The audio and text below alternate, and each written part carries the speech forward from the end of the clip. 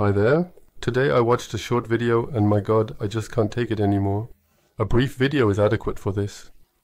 But it's simply about adjusting the clock on this walking aid using the convenient control panel provided for ease of use. Do you want to make life easier for yourselves? Then you might as well watch the video before reading the manual, just like it's always done.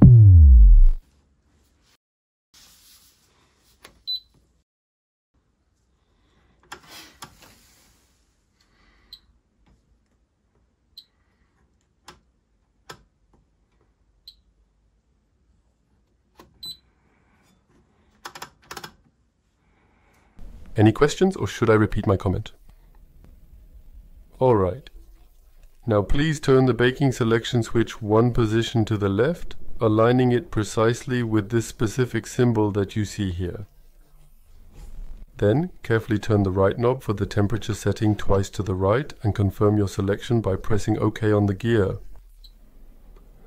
In this particular position, you can effectively change the time by simply using the temperature dial located on the right side. Upon exiting the program, typically the time data is saved. Summertime and wintertime, it's the routine we all know, so set your clocks. Questions?